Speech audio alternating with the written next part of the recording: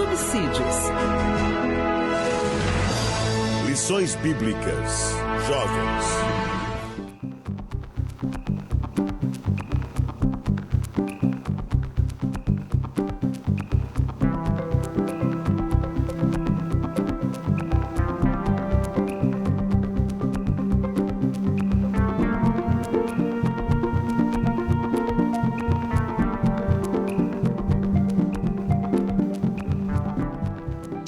A paz do Senhor, meus queridos irmãos, sejam muito bem-vindos a mais uma aula de conteúdos para professores das escolas bíblicas dominicais aqui do estúdio ADCast. Você está no Departamento de Comunicação da Igreja Evangélica Assembleia de Deus, Ministério do Belém, em Piracicaba.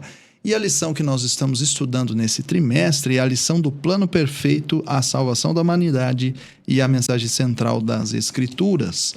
A lição de número 8 é a que nós vamos estar tratando aqui, que vai falar sobre a eleição na salvação. Para comentar essa lição comigo, está aqui comigo o presbítero irmão Gedeir, a paz do Senhor. A paz do Senhor, irmão Nicolas, a paz do Senhor, irmão Bruno, a paz do Senhor a todos os irmãos que vão, através dessa lição, abençoar os seus alunos, a sua igreja, que Deus faça presente e nos ensine cada vez mais.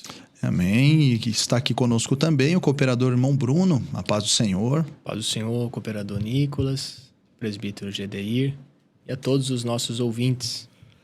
A minha confiança nesta aula está em Deus, para que ela seja proveitosa, produtiva e edificante para a glória dele. Glória a Deus. É isso aí. Vamos já então introduzir aqui a nossa lição, fazendo a leitura do texto principal e o resumo da nossa lição. Acompanhe conosco aí nos slides. O texto principal se encontra em Efésios capítulo 1, versículo 4, como também nos elegeu nele antes da fundação do mundo, para que fôssemos santos e irrepreensíveis diante dele em amor. E o resumo da lição: a compreensão da eleição nos impulsiona a uma vida de entrega total a Deus, refletindo sua glória e cumprindo seu propósito no mundo. Seguindo mais à frente, nós temos ali o texto bíblico que se encontra em Efésios capítulo 1, versículo 3. Os irmãos, Efésios capítulo 1, versículo 3 a 14, né? Os irmãos estão aí acompanhando nos slides. Nós não faremos a leitura para remir o tempo, contudo, os irmãos façam a leitura do contexto todo aí para fundamentar a sua aula. Na introdução da nossa lição, nós temos aqui uma introdução na própria revista, mas eu achei interessante a gente trazer no livro de apoio. O nosso comentarista nos traz um cenário muito interessante acerca de um exemplo já que pode introduzir aqui a nossa aula por completo, para que a gente já entre nesse assunto a todo vapor, né?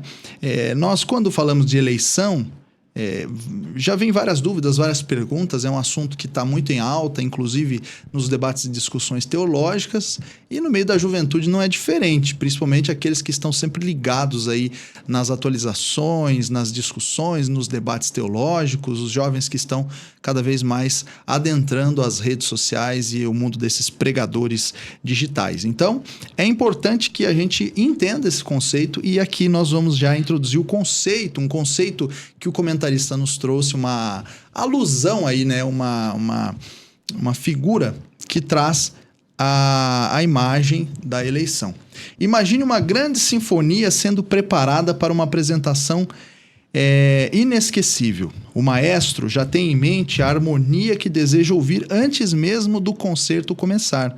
Ele sabe quais os instrumentos serão necessários, quais vozes devem estar unidas e como cada nota contribuirá para o conjunto. O maestro, ele já tem tudo isso preparado na sua mente, ele já sabe como ele quer e como aquilo vai ficar, ele já sabe como aquela sinfonia vai se comportar.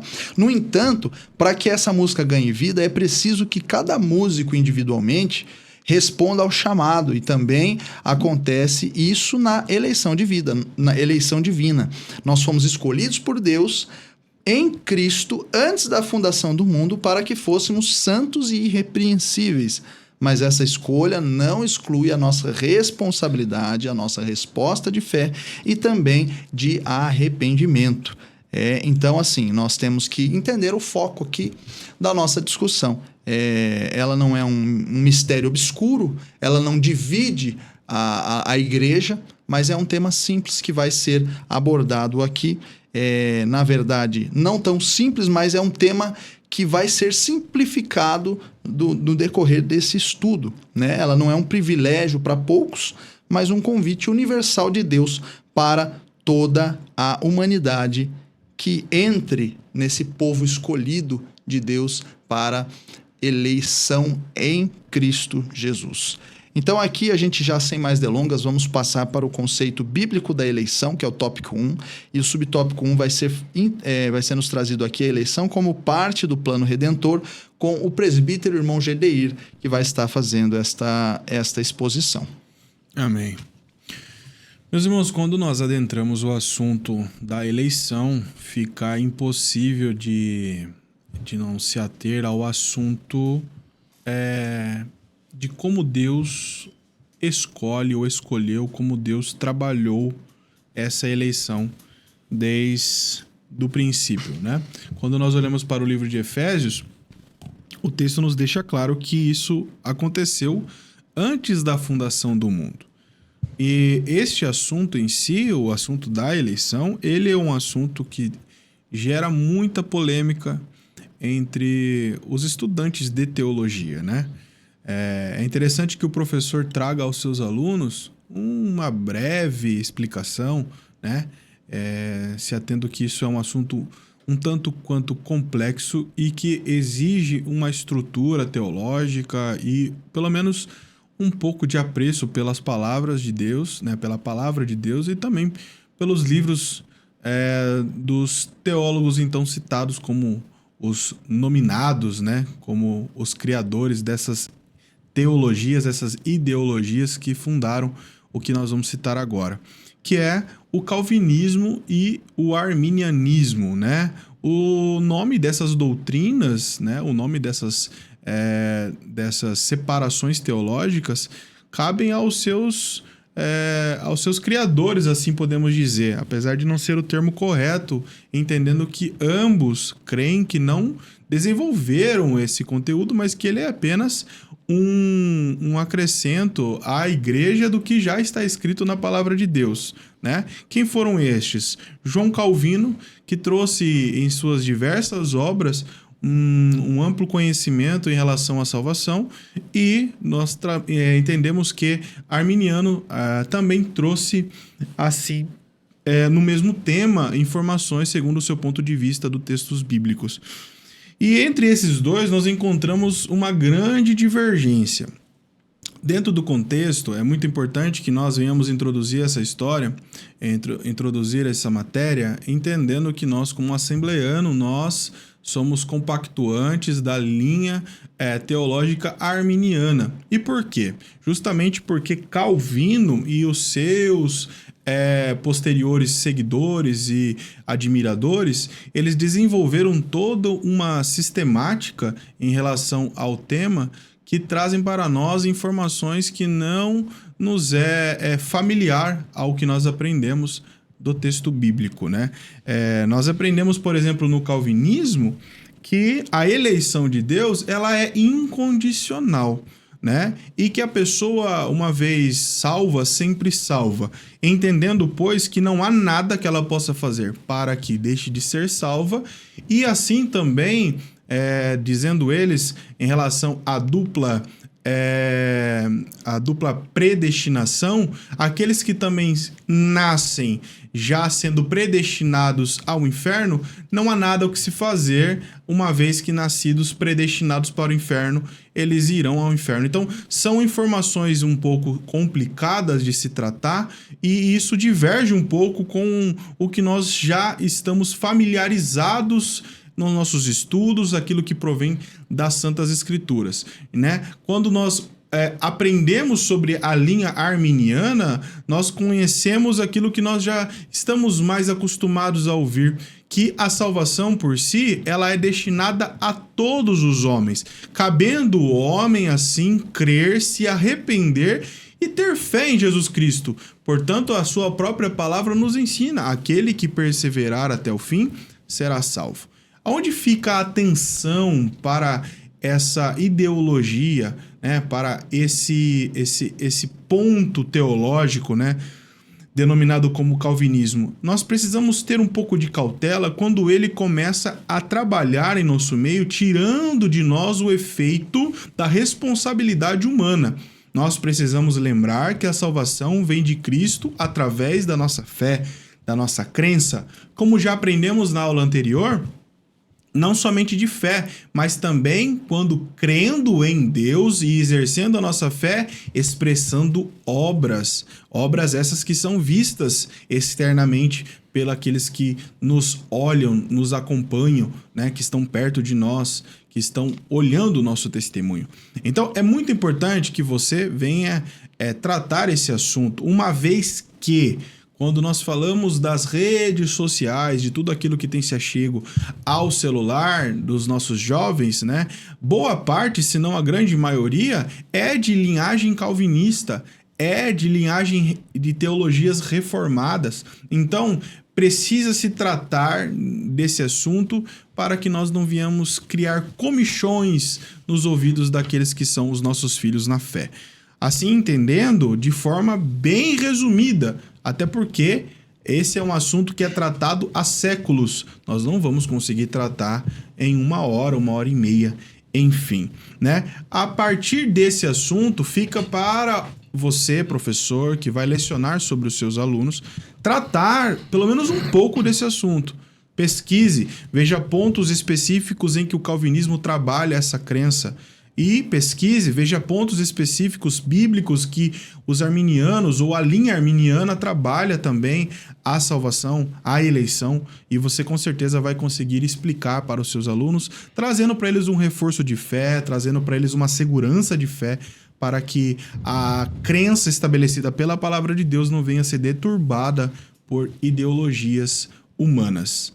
Amém. Acredito que para a introdução dessa lição nós conseguimos aqui trazer o que lhes é necessário para começar essa aula e assim fazer entender os seus alunos o que essa lição vai tratar. Glória a Deus, que bênção. É isso aí. E é importante que o professor... Assim, nós estamos aqui gravando as aulas para auxílio e subsídios, né? Acrescentando aquilo que o professor tem na sua realidade, mas cada professor conhece a realidade que tem dentro da sua sala de aula. Portanto, pode ser que surjam dúvidas específicas que em outras turmas, em outras congregações não surjam. Então, assim, é importante que o professor adapte esta aula e esse subsídio às necessidades que o professor tem, aquele tato que o professor tem que ter ao direcionar esse conhecimento, afunilar essas ideias para que o aluno, na realidade da sua congregação, venha entender isso de forma melhor. O presbítero Gedeir comentou sobre se aprofundar um pouco mais em alguns assuntos, significa que existem infinitos caminhos que vocês podem seguir, nós podemos seguir. Contudo, a realidade individual de cada professor, em cada sala de aula, determina o caminho que o professor vai adotar no seu estudo. E aqui, introdução que o presbítero Gedeir deu ao tópico, eu achei interessante e eu vou fazer mais uma pergunta para que fique bem ressaltado. Como que você enxerga, Gedeir, a eleição dentro desse plano redentor de Deus? Então, já entendendo que o meu comentário anterior é uma introdução ao assunto, né? Quando nós caminhamos pela linha arminiana e já trazendo em conjunto ao que a revista em si está explicando, com o nosso comentarista pastor Marcelo, a gente consegue entender que a eleição no seu princípio, ela é condicional. É isso que nós precisamos entender, né? Já trazendo o contraste em si do que já foi dito, do calvinismo, que diz que ela é incondicional. Nós precisamos entender que a eleição, partindo de Deus, ela vem para nós com uma condição. Precisamos ter arrependimento, precisamos ter crença, precisamos ter fé. Se não partir de nós crença, arrependimento, fé, com certeza essa eleição não vai acontecer, né? Um ponto interessante para que nós venhamos trazer esses textos e entender melhor os textos, Todas as vezes que nós encontramos predestinação, isso já vai ser falado na aula, mas todas as vezes que encontramos predestinação, eleição, se tratando da palavra da salvação, nós estamos falando de um povo exclusivo, né, irmão Nicolas? Nós estamos trazendo um assunto se tratando Sim. de um plural. São pessoas que estão sendo relacionadas ao assunto. Não em si uma pessoa em particular. Deus não em si trata a predestinação e todo o assunto envolvendo a eleição antes já escolhida por Deus, direcionada a uma pessoa só, mas a um povo. Por isso que é importante a gente entender que a eleição de Deus se aplica em nosso meio quando nós entendemos que fazemos parte de um povo eleito. Nós fazemos parte de um povo escolhido. Quem é esse povo? Quem é esse povo escolhido, eleito? Esse povo é a igreja. E aí, essa incisão, essa participação nossa requer de nós algumas coisas. E como já foi dito, a fé, a crença, o arrependimento, isso com certeza é o princípio, né? É sempre bom nós lembrarmos que nós precisamos ouvir e seguir, né? E como um exemplo desse texto, é o livro de Apocalipse, capítulo 3, 20. Jesus diz assim: eis que estou à porta e bato. Se alguém ouvir a minha voz e abrir a porta, entrarei em sua casa, cearei com ele e ele comigo. A escolha, essa aproximação, requer uma atividade. Ela não é incondicional, ela é condicional. Isso traz para nós ensinamentos em que nós podemos ver a nossa responsabilidade como cristão, como eleito, como escolhido em Cristo Jesus. Glória a Deus. Então vamos partir já para o subtópico de número 2, que vai falar sobre a eleição no Antigo Testamento e Israel como povo escolhido, com o cooperador irmão Bruno. Muito bem. Isaías, capítulo 45, o verso de número 4, diz assim: por amor de meu servo Jacó e de Israel, meu eleito. Eleito aqui é eklogê, que significa escolha. Mas a quem Deus elegeu com base neste versículo? Jacó ou Israel? Com base na gramática, o que está mais próximo da vírgula, que faz referência a Israel. Deus elegeu, Deus escolheu Israel. Mas a pergunta é, por quê? Nós devemos ter o cuidado, porque o critério seletivo de Deus, ele é quase sempre contrário ao do homem. O critério seletivo de Deus, ele é exclusivo de Deus, porque a mente dele está acima da nossa. Mas nós podemos dizer, em suma, que Deus escolheu Israel por amor. Porque Israel não era o povo mais grande, numericamente. Israel não era o povo que tinha, ou, claro, obtinha o maior poder político, econômico, bélico. Israel era um povo, entre aspas, comum. Mas não cabe a nós conjecturar o motivo por que Deus escolheu Israel. Mas nós nos restringimos ao versículo, por amor de Israel. Mas por quê? No sentido de propositura. Qual foi o objetivo da escolha de Deus a Israel como um povo eleito? O caminho que eu tomo para responder isso, ele é simples. A Bíblia, na sua completude, ela pode ser dividida em 4 verbos: preparação, manifestação, proclamação e consumação. De trás para frente, consumação faz referência ao livro do Apocalipse.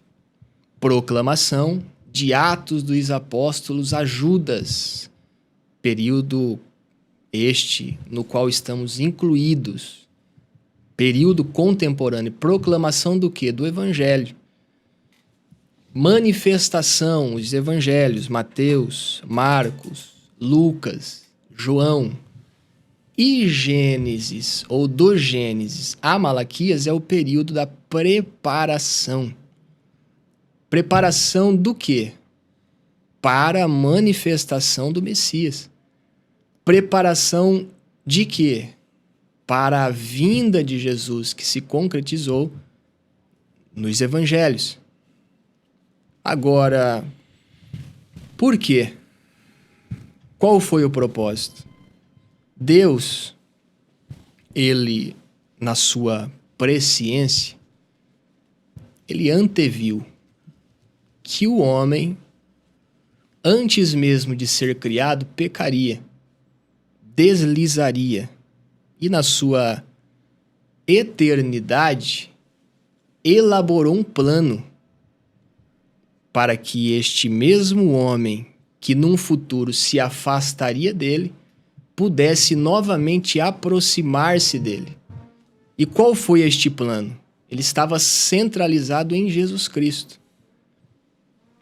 O seu Filho, ou Deus Filho, viria e habitaria entre nós. Agora a questão é, Jesus viria como Deus, no sentido de, utilizando os seus poderes ou a sua onisciência, onipotência. Jesus viria em espírito? Não também.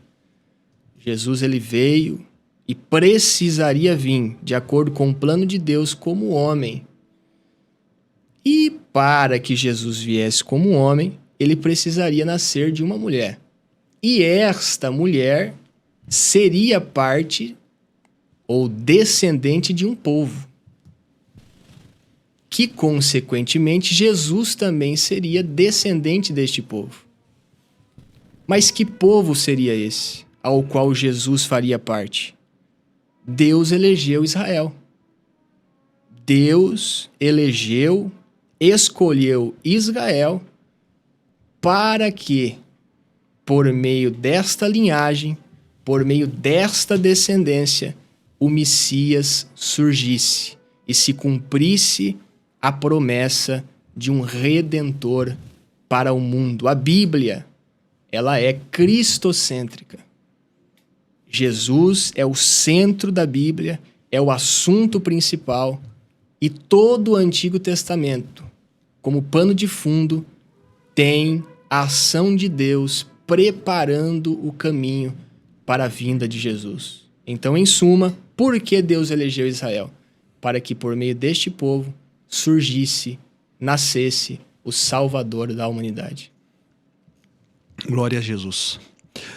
Meus irmãos, eleição no Novo Testamento, a igreja como povo eleito em Cristo, como muito bem explicado pelo cooperador irmão Bruno, a eleição do povo de Israel, né? Israel como povo escolhido de Deus, resultou no nosso Messias, no nosso Salvador. O Salvador não de um povo, não de uma etnia, mas o Salvador de toda a humanidade, aquele que livra a humanidade da sua chaga, que é o pecado, da maldição do pecado, aquilo que aliena a humanidade como um todo, não só uma nação específica, né? E quando nós falamos da eleição em Cristo Jesus, nós pensamos não de forma individual, nós temos que pensar em forma coletiva. Quando nós falamos sobre eleição, o presbítero irmão Gedeir, ele já até deu uma pincelada nesse assunto, a eleição ela deve ser lida e interpretada sempre de forma corporativa, como a eleição sendo destinada sempre a uma coletividade ou um grupo. No caso do Novo Testamento, a eleição divina, que foi desde antes da fundação do mundo, prometida e planejada por Deus, né? Já foi, na verdade, elaborada por Deus, ela é destinada à igreja como um corpo. E no Antigo Testamento, na Antiga Aliança, seria o povo de Deus, o povo eleito como um povo, uma nação. Então, quando nós entendemos esse conceito, nós já começamos a separar as terminologias sobre eleição incondicional e condicional, quando nós vemos que para que nós entremos neste corpo místico que é a igreja, nós precisamos adentrar aos requisitos bíblicos sobre a fé e a salvação, para sermos regenerados. Nós entramos e fazemos parte da igreja, nós somos igreja, quando temos dentro de nós o Espírito Santo de Deus, nós fluímos em um mesmo Espírito, nós somos membros de um mesmo corpo, o corpo de Cristo. Sendo, pois, eleitos em Cristo e participantes deste corpo, aí sim nós podemos dizer que somos eleitos de fato, quando estamos em Cristo Jesus fazendo parte do seu corpo. É para esse pressuposto que a eleição ela se destina na terminologia bíblica de salvação. A igreja está eleita para ser o povo de Deus, salvo em Cristo Jesus. Contudo, eu posso escolher ser ou não igreja de Cristo, pela fé, pelo arrependimento, pelo batismo, pela renúncia dos pecados, pela vida de santificação. Isso sim torna com que a eleição seja condicional para mim, Nicolas.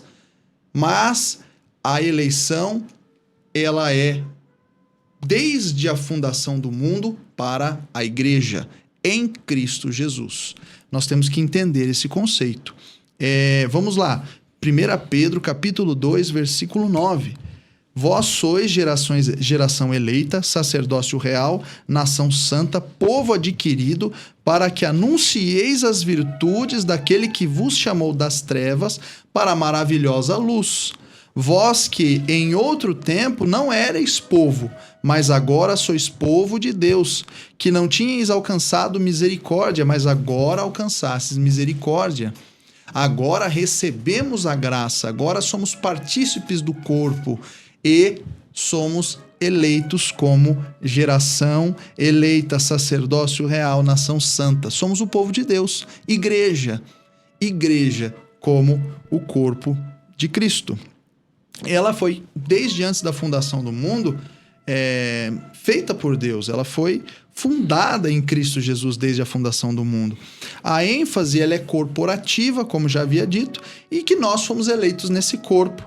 Como lemos aqui em Efésios capítulo 3, versículo 6, a saber que os gentios são co-herdeiros e de um mesmo corpo, e participantes da promessa em Cristo pelo Evangelho.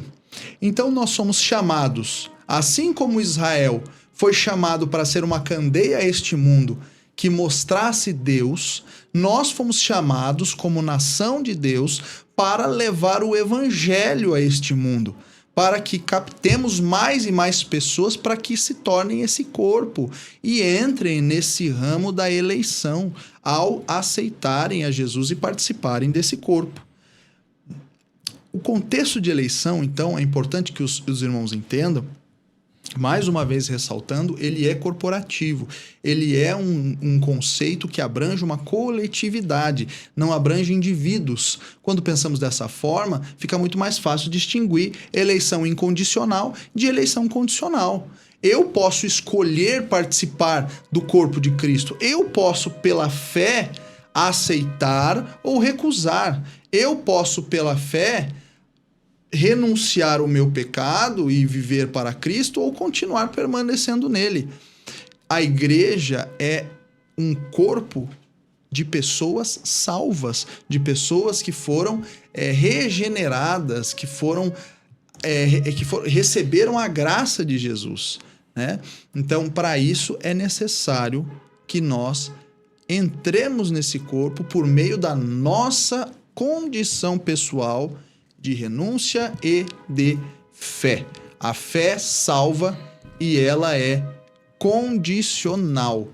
Nós precisamos dela para sermos salvos. E é para isso que o corpo se distingue do conceito que os calvinistas colocam de eleição incondicional. Quando nós vemos a eleição sendo distribuída individualmente para cada um, indivíduos, a eleição, ela na verdade, ela tende quando ela é vista dessa forma, né, individualmente, fica um pouco complicado da gente distinguir esses conceitos.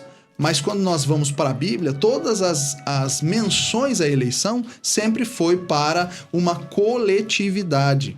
Então, sendo para uma coletividade, nós somos eleitos como nação santa em Cristo Jesus.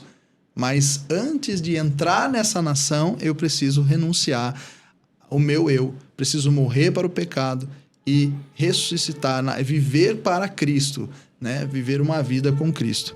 Então, ela encontra o seu caráter pleno em Cristo Jesus. Por isso somos eleitos em Cristo Jesus, porque Ele é quem nos faz partícipes desse corpo místico, o corpo de Cristo nesta terra. Então, o subtópico 3, ele encerra o contexto do tópico, nos trazendo, então, essa visão de que o corpo místico, a igreja, é eleita como um corpo, não como indivíduos, tá?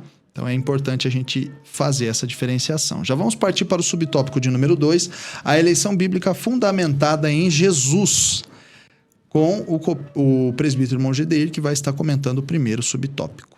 Amém.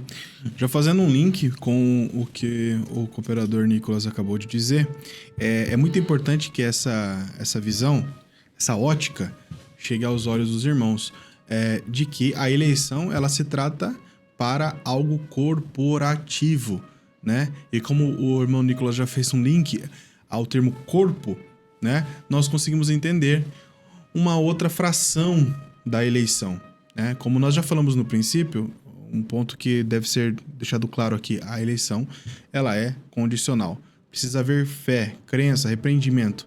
Mas baseada em quem? Baseada em Jesus. E o link é exatamente este.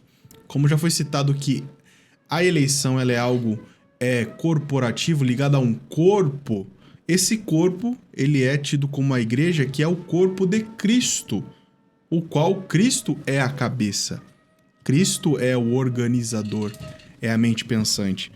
E se tratando desse tópico, o tópico de número 2, né, o subtópico 1 vai trazer o assunto, trazendo Cristo como o eleito, né, como o verdadeiro eleito, ou o primeiro eleito, enfim, a supremacia da eleição sobre Jesus Cristo. E por que é indicada a Cristo essa supremacia? Por que é indicado a Cristo esse cargo da eleição, do eleito?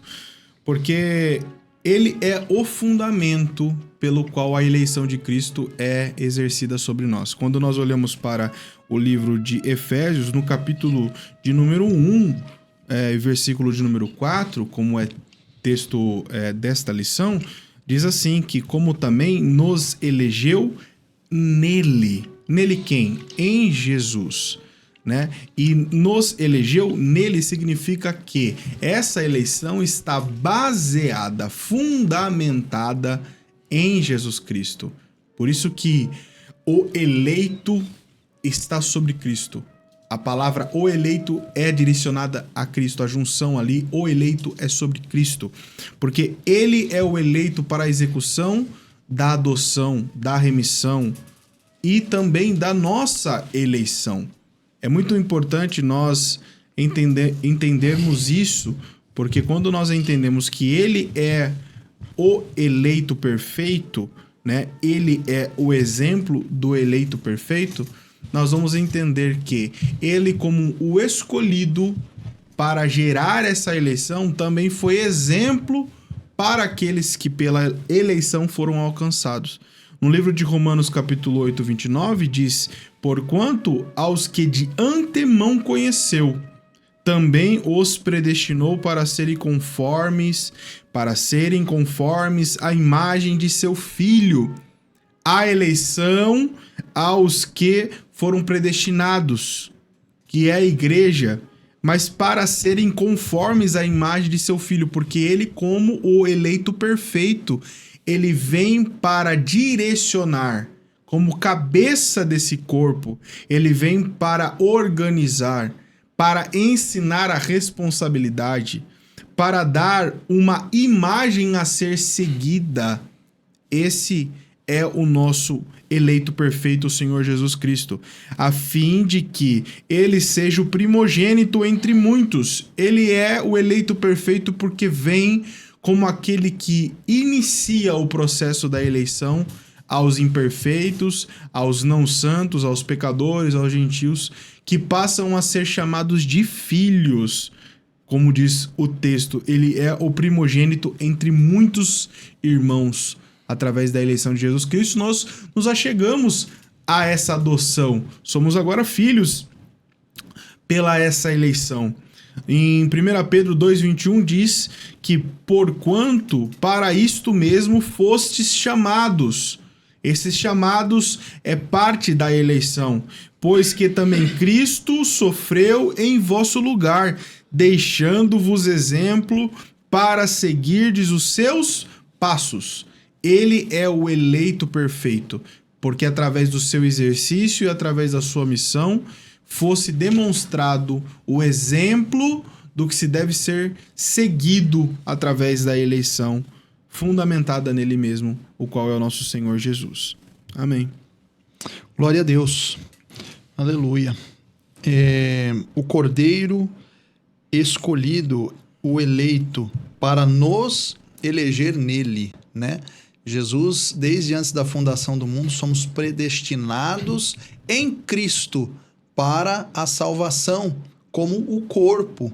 Estando no corpo, somos eleitos em Cristo.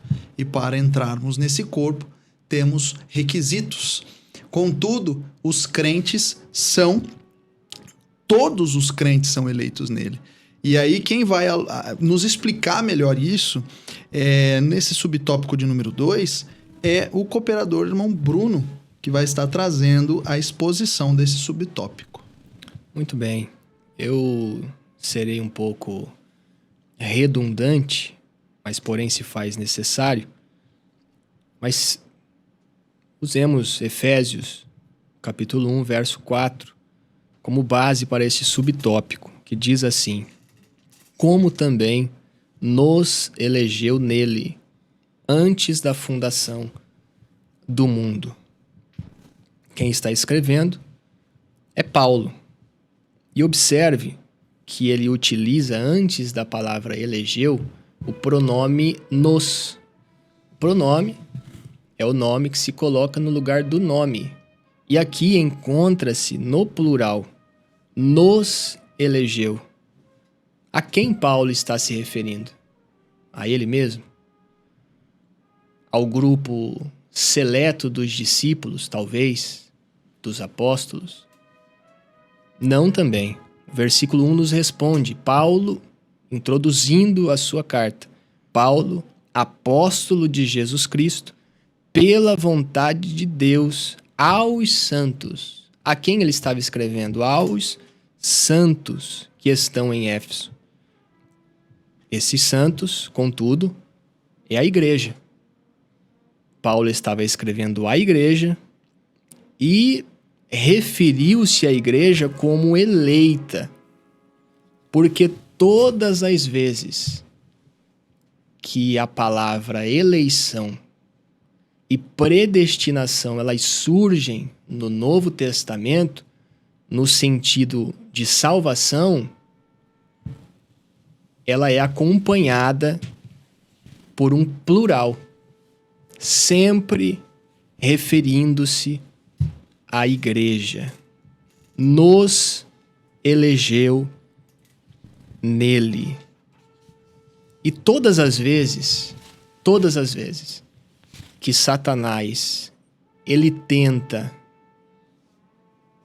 usar desse assunto para prejudicar ou para confundir o seu objetivo, é tirar o brilho da igreja. O seu alvo é superestimar o homem em detrimento da igreja. É dar importância excessiva ao homem em detrimento da igreja. É valorizar o homem e desvalorizar a igreja. Mas, todavia, outro sim, não existe ninguém, por mais importante que ele tenha sido, é ou será, no contexto bíblico e no progresso do reino de Deus, nunca este homem, ele é superior à igreja. A igreja está acima de qualquer homem, por mais importante e exclusivo que ele seja. Porque Deus, ele elegeu a igreja como um povo salvo. Primeiro, Deus elege o seu filho, como está descrito em Isaías 42:1, eis aqui o meu servo a quem sustém o meu eleito, com letras maiúsculas. Deus elegeu Jesus como o eleito primário para encabeçar uma obra de salvação. E na eleição primária de Jesus, a igreja torna-se uma eleita secundária. Jesus é eleito e na eleição de Jesus, a igreja também torna-se eleita nele. Porque Deus, como já dito, ele não escolheu o A ou B para a salvação e condenou C e D. A salvação, ela não é incondicional, mas ela é condicional. A salvação não é imposta, mas ela é oferecida como um presente aos homens e desfruta dela aquele que a recebe, aquele que a aceita, aquele que se arrepende dos seus pecados. A eleição, contudo, não anula a responsabilidade humana. Ninguém é salvo isoladamente, mas é salvo quando se lhe é pregado o evangelho. Ele aceita o Senhor, crê na obra de Cristo, se arrepende dos seus pecados, é introduzido na igreja, torna-se igreja e corpo do Senhor Jesus Cristo. E sendo corpo, ele tem um cabeça. E tendo um cabeça, ele participa dessa eleição. O que eu estou dizendo? Que quem está na igreja é salvo? Não. Mas eu estou afirmando que os salvos estão na igreja. A partir do momento que eu saio da igreja, eu saio do corpo. Se eu saio do corpo, eu não tenho Cristo como meu cabeça. Então eu não sou mais eleito. Mas se eu estou no corpo, se eu sou igreja e tenho Jesus como meu cabeça, eu participo dessa eleição, na eleição do Senhor Jesus Cristo. Amém. Amém, glória a Deus. Ontem eu estava conversando com o professor Samuel e ele me deu um exemplo que eu vou plagiar aqui. Não sei se é essa a palavra correta, acho que seria parafrasear ou sei lá. Mas enfim, ele deu um exemplo que eu achei interessante. A eleição ele exemplifica como um ônibus, né? O eleito, o ônibus é como se fosse a coletividade, né? Ele está indo sempre para o mesmo lugar. O ônibus ele está destinado para aquele rumo. Só que você tem a opção de sair ou entrar dentro desse ônibus. Então, se você estiver dentro do ônibus, você está eleito para aquele caminho. Você está destinado para o caminho que o ônibus está levando. Se você escolher sair do ônibus, o ônibus segue e você fica para trás. Então, você tem que correr atrás novamente do ônibus para pegar esse ônibus. O ônibus, ele não rejeita ninguém, ele aceita todos. E ele requer que você tenha algumas atitudes para que você entre dentro dele. Mas o caminho é um, e você consegue adentrar dentro desse ônibus e o ônibus segue o rumo até o final, com todos que estiverem dentro dele. Porque, irmão Nicolas, dá licença? Pode? Os nossos irmãos que corroboram com a linha de raciocínio calvinista, eles colocam o homem como sendo especial para Deus. Ele é eleito por Deus para a salvação. Mas 1 Pedro 2:9 refere-se à igreja como um povo especial e não pessoas individualmente especiais. Sim. Nós somos especiais. Não. A igreja é um povo especial. E nós só temos valor para Deus. Deus só nos ouve, nos atende, tem compromisso conosco e nos abençoa quando nós estamos inseridos dentro deste povo especial, que é a igreja, a eleita de Deus, na eleição de Jesus Cristo. Isso aí. E partindo já para o subtópico 3, tendo já essa verdade bem consolidada de que a eleição é para uma coletividade, no caso corporativa, para o corpo místico, para a igreja, como corpo místico de Cristo, nós temos aí conceitos como a ideia, né, os que ensinam sistemas como supralapsarianista e infralapsarianista, que são algumas visões dessa teologia reformada, que corrobora também com o calvinismo, que coloca, por exemplo, que Deus escolheu alguns para a vida eterna e condenou todos os demais seres humanos para a perdição desde antes da fundação do mundo. E essa é a supralapsarianista. E a infralapsarianista que coloca também que é uma perspectiva reformada de que Deus estava contemplando as criaturas caídas e mortas no pecado e escolheu os eleitos e ignorou os não eleitos. Isso foi feito por decreto antes da fundação do mundo.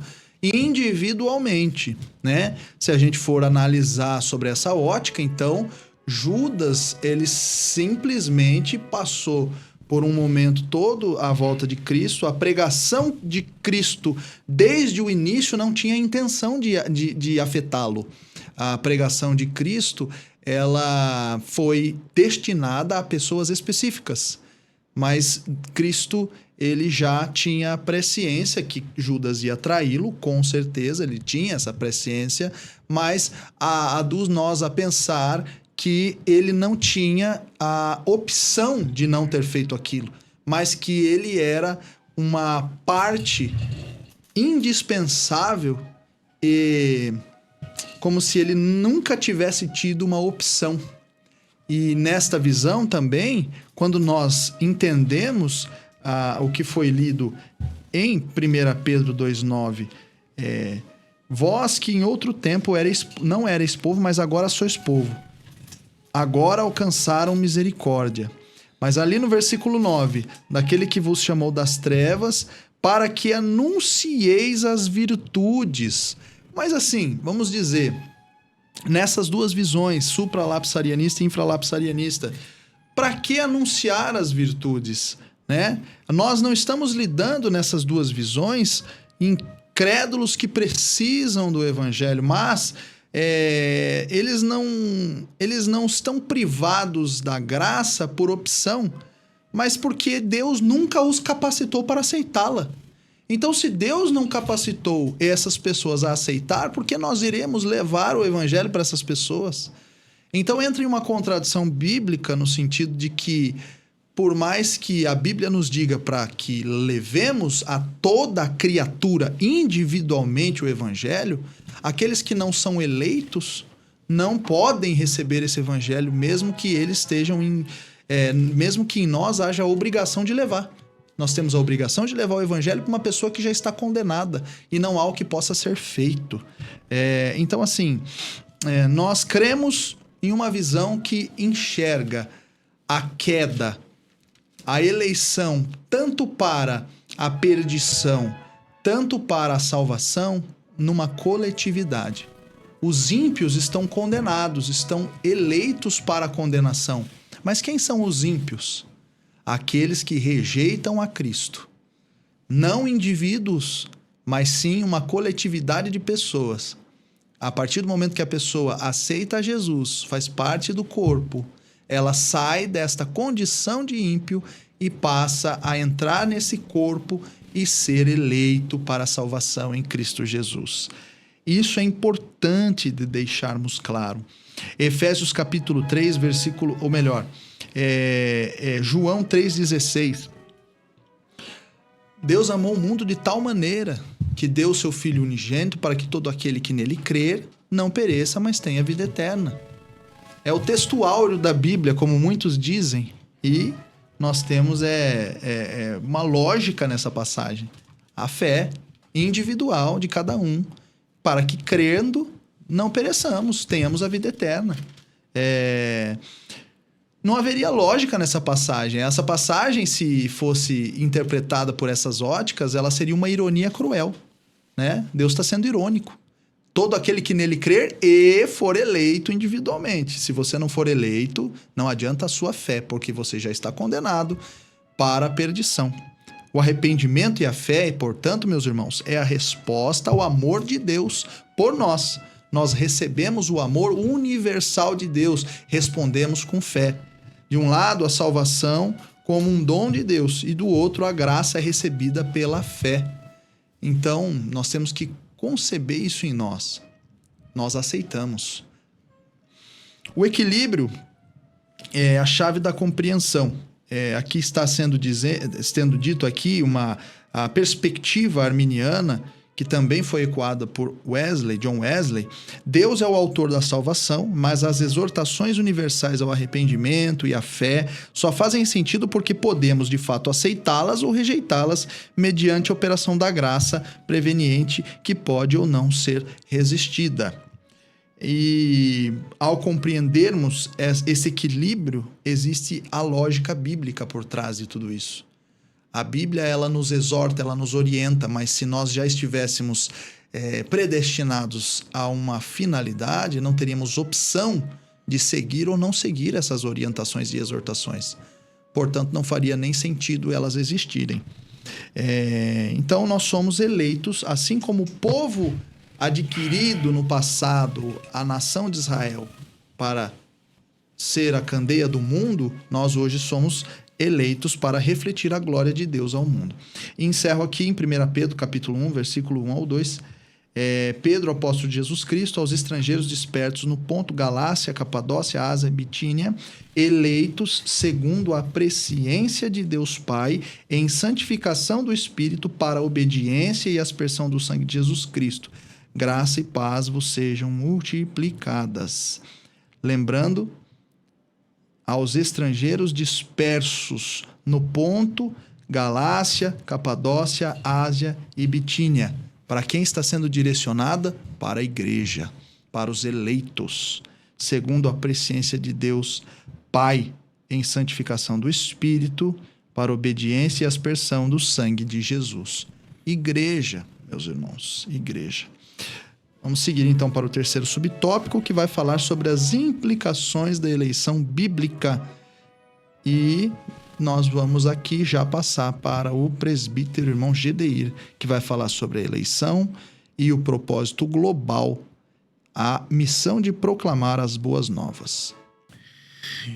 Meus irmãos, entrando então no terceiro tópico dessa lição, que tem por título Implicações da eleição bíblica, nós adentramos ao primeiro subtópico, que tem por tema a eleição e o propósito global, né? A missão de proclamar as boas novas. Nós precisamos lembrar que a eleição, ela tem um propósito.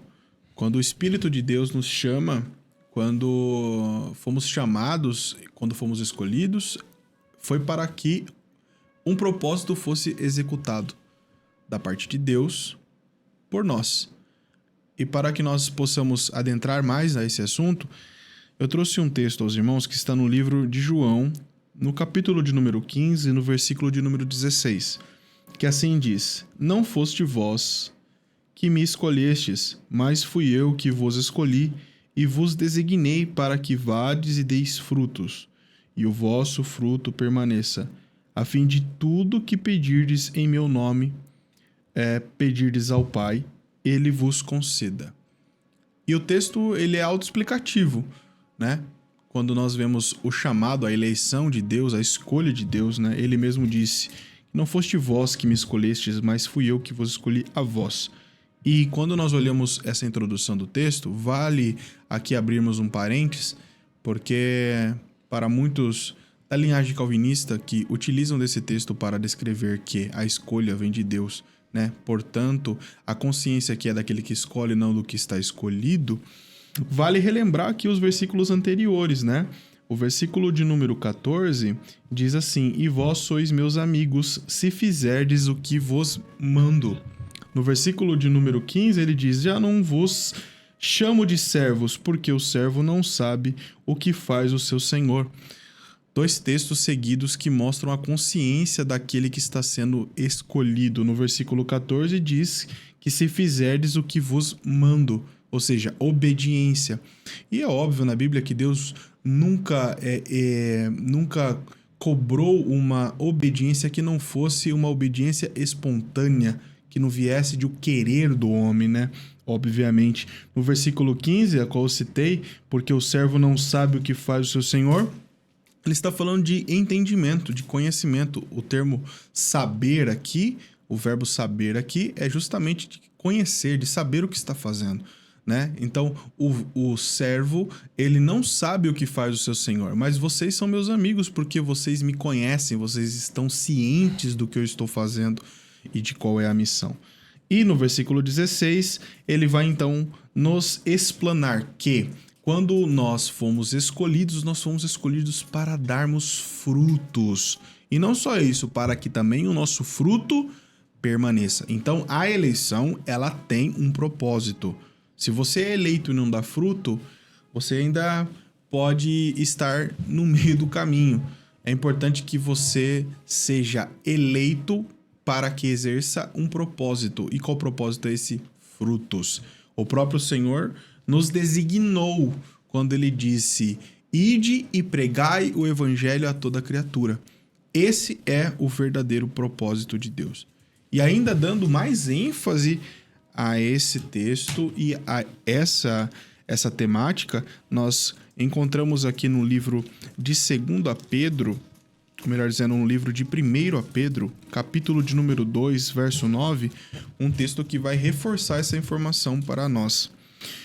O texto diz: Vós, porém, sois a geração eleita. Nós somos a geração eleita, o povo eleito. O sacerdócio real. Quando ele introduz a palavra, o termo ou a junção de sacerdócio a real, né, a realeza ou aquilo que é realmente importante, nós entendemos que é onde se concentra a verdadeira adoração. Vale entender que Pedro não cita que nós somos o sacerdote real, mas nós somos o sacerdócio, porque nós estamos sobre o ofício da adoração. O sacerdote e tudo que se envolvia em relação à adoração do Antigo Testamento era chamado sacerdócio. Quando se aplica à igreja, significa que a igreja agora é eleita para adorar. É sobre ela o cargo da verdadeira adoração. É concentrada na igreja o sacerdócio real. O termo nação, que é o próximo adjetivo aqui, a nação santa. O termo nação nos ensina muita coisa sobre a missão, o propósito dessa eleição. Porque a palavra nação, no seu significado popular, significa reunião de pessoas. Vale lembrar, aquele que é eleito é unido com a sua igreja, porque faz parte de um corpo. O termo nação também significa, geralmente, reunião de pessoas, geralmente, do mesmo grupo étnico. A origem deles é geralmente a mesma. Trazendo isso para a palavra de Deus, entendemos que aqueles que são eleitos, eles têm a mesma origem. A cruz, Jesus, o fundamento, a cabeça, é sempre partindo dele, né? Ainda diz que a nação aqui é a reunião de pessoas, geralmente do mesmo grupo étnico, e que falam o mesmo idioma. Nós temos a mesma fala, nós temos o mesmo idioma, falamos a mesma coisa através da palavra de Deus, que é a boca de Deus em nosso meio. Também o significado traz para nós uma última característica, que nação é a formação também, ou a reunião de pessoas com os mesmos costumes. É sempre bom lembrar, essa eleição é para um povo seu, para uma nação sua. O texto ainda vai dizer que essa nação é santa.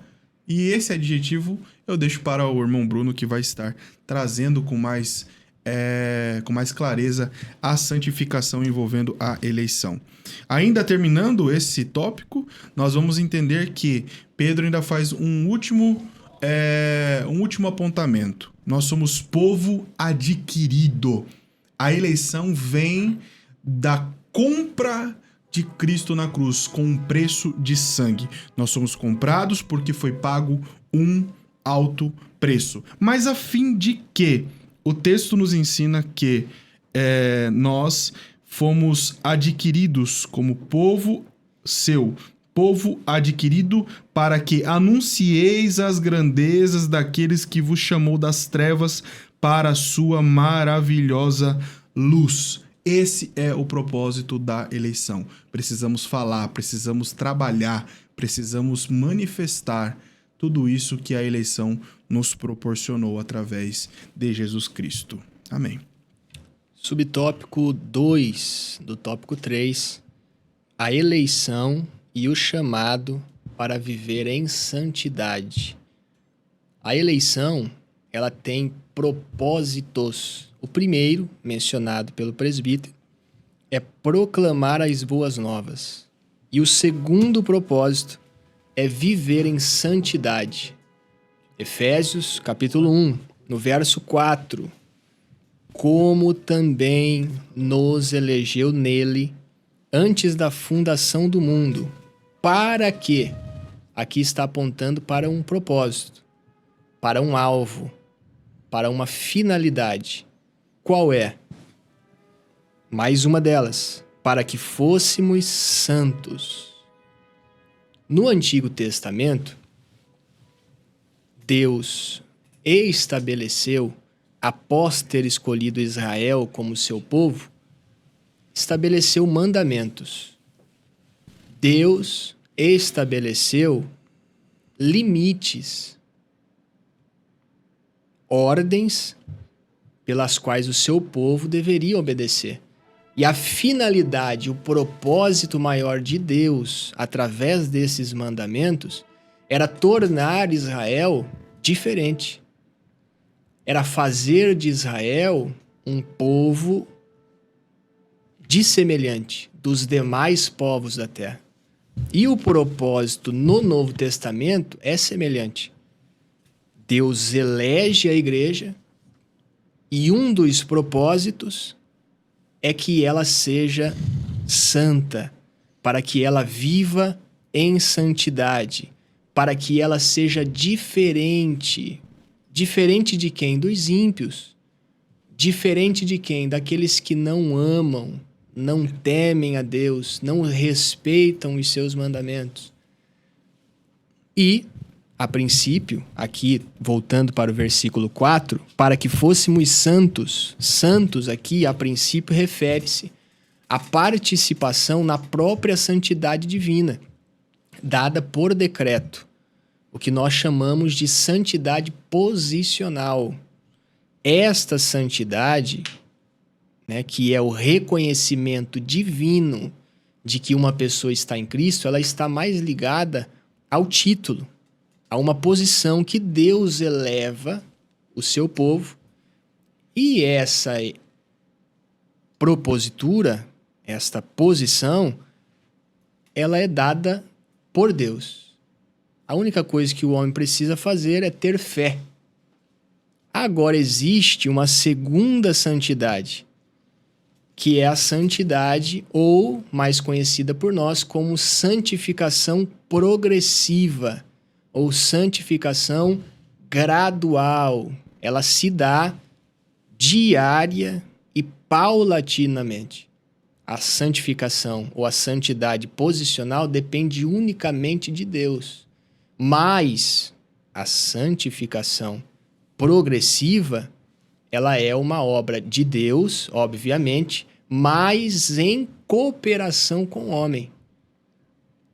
O homem tem a sua responsabilidade nesse processo diário de santificação.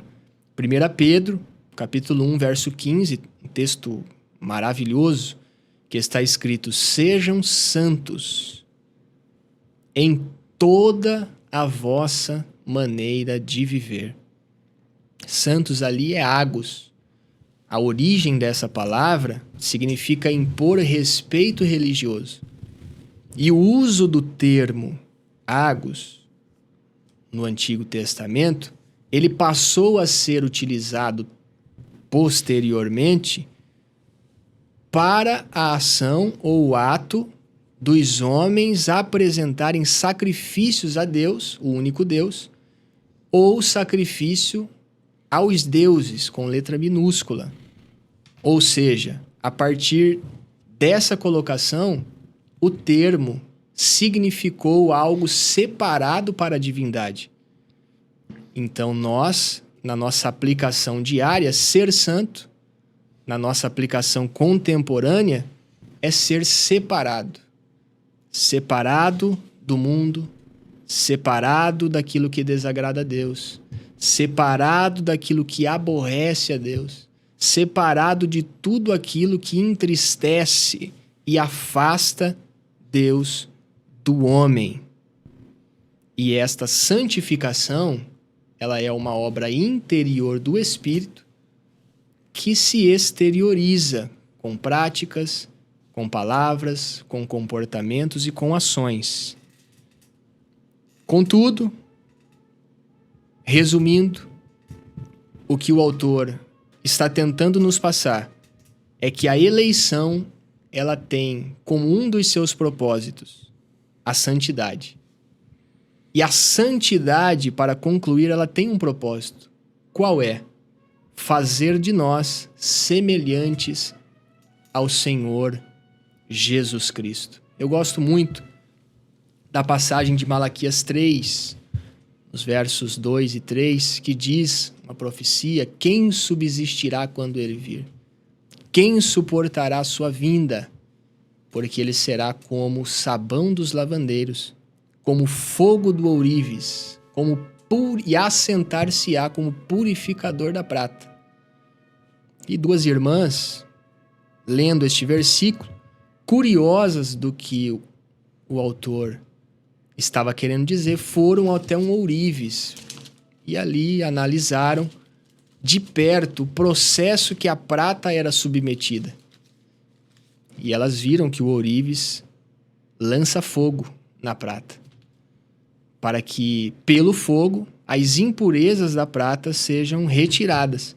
E aí elas perguntaram para o ourives: mas olha, quando você sabe que ela está no ponto e você tem que apagar o fogo? E o ourives disse: eu sei quando a prata está boa, quando eu olho para ela e a minha imagem reflete nela. Ou seja, o Espírito Santo nos purifica, o Espírito Santo nos santifica através do fogo divino. E quando ele para? Quando a imagem de Jesus, ela está sendo refletida em nós. Viver em santidade é parecer-se com Jesus. Eu digo que nós cristãos precisamos ser como a garça. A garça, ela está sempre com os pés na lama, mas ela nunca se suja. Ela sempre está branca como a neve. Assim somos nós, assim devemos ser nós. Estamos com os pés num mundo corrompido, iníquo e mau.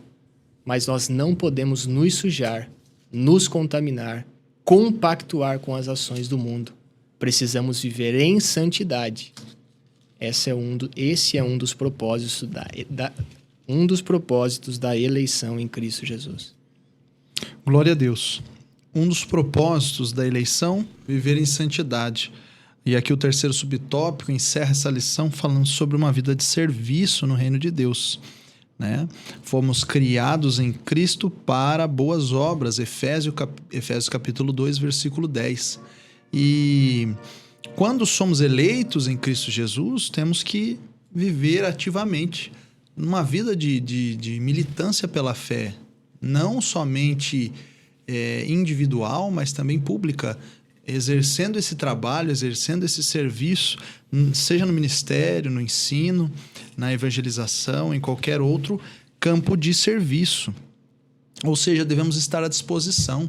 Se tem evangelismo na sua igreja, seja o primeiro a estar lá, se consagrando, buscando a Deus, se enchendo do Espírito Santo.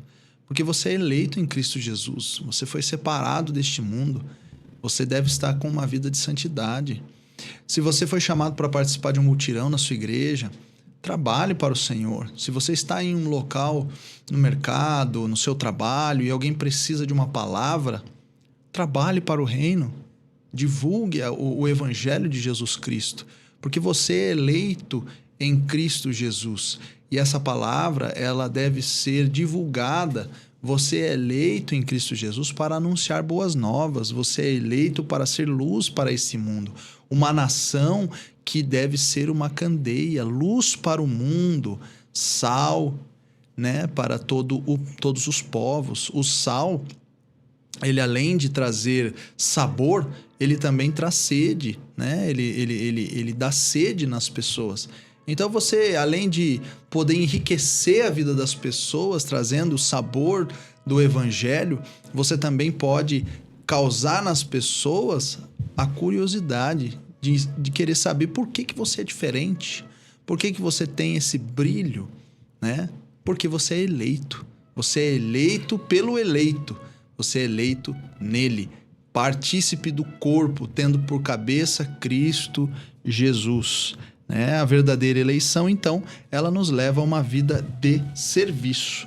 E aqui eu vou fazer uma leitura em Filipenses capítulo 2, versículo 5, que nos traz ao nosso viver o exemplo mor do nosso mestre, que de sorte haja em vós o mesmo sentimento que houve também em Cristo Jesus, que, sendo em forma de Deus, não teve por usurpação ser igual a Deus, mas aniquilou-se a si mesmo, tomando forma de servo, o maior de todos, o eleito, para nos salvar, tomou forma de servo.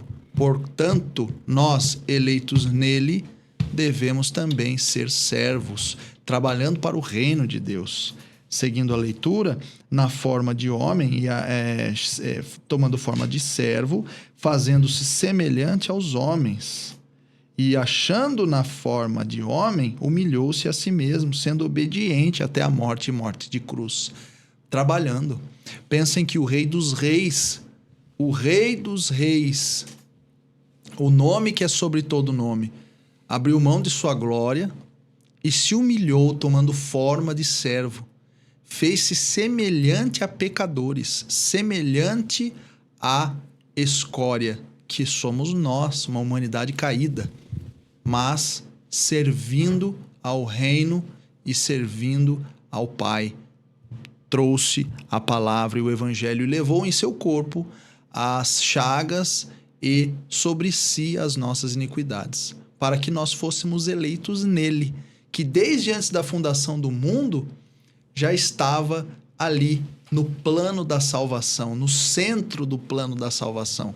Então é um propósito muito lindo e o serviço mostra o caráter de eleitos em nós.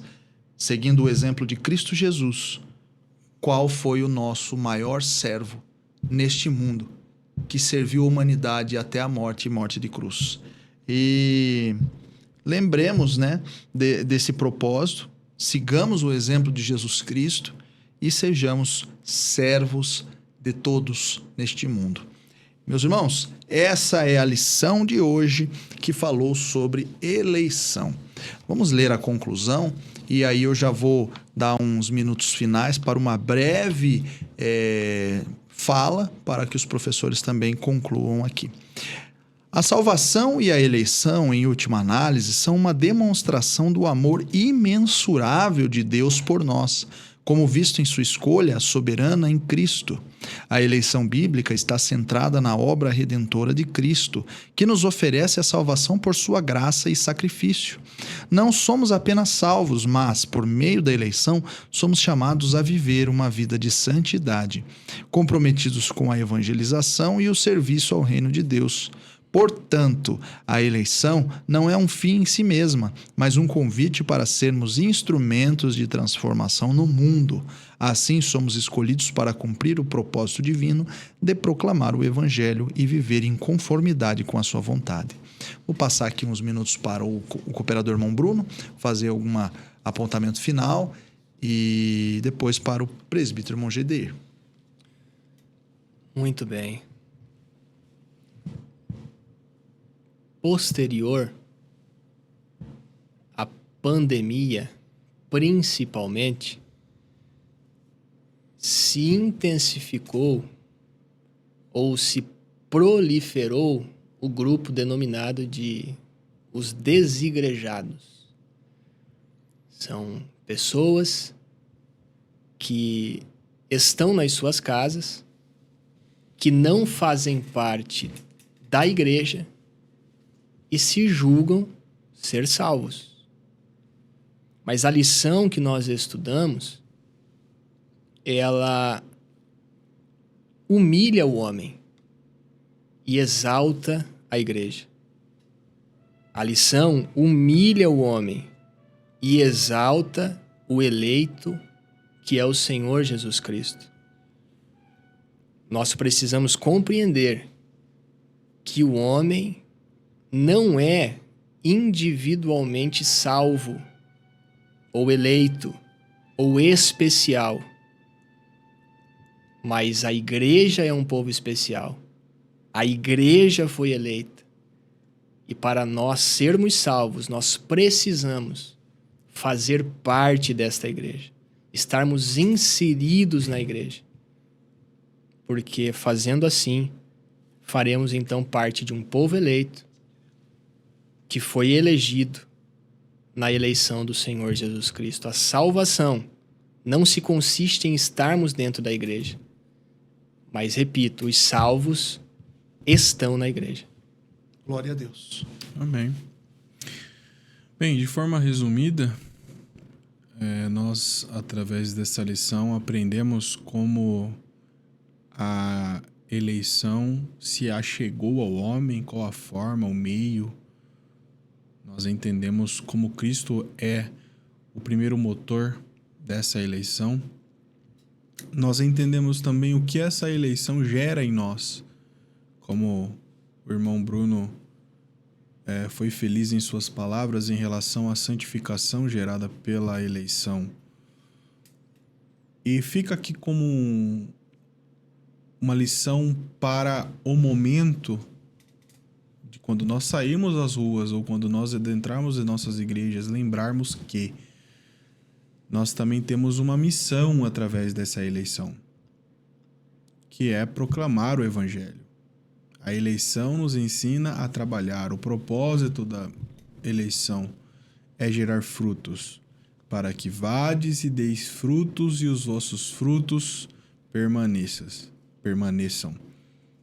Acima de qualquer ideologia, teologia, ideias, o que permanece a obra de Deus precisa ser feita e nós fomos os escolhidos para isso. Amém. Glória a Deus. Professores, vocês estão gostando do conteúdo que está sendo colocado aqui todas as terças e quartas-feiras para vocês? Acompanhem as nossas aulas, inscrevam-se no canal, comentem nos vídeos e deem o seu like. A plataforma ela está divulgando na medida que o público aceita o conteúdo. Então, Se você der o like, se você compartilhar, se você se inscrever, você está abençoando esse canal de comunicação para que estas palavras, esse ensino, ele chegue para mais pessoas. Então é importante que você também faça a sua parte nos auxiliando com esses likes. Quero agradecer a todos os que estiveram conosco até aqui, agradecer os professores Amém. que gravaram conosco, estudaram, se dedicaram, e também agradecer aos professores que têm acompanhado esses subsídios, que vocês também tenham sido abençoados por esse conteúdo e que fiquem até os próximos também, para que também continuem sendo edificados pelo que está sendo trabalhado. Fiquem com Deus e até a próxima quarta-feira.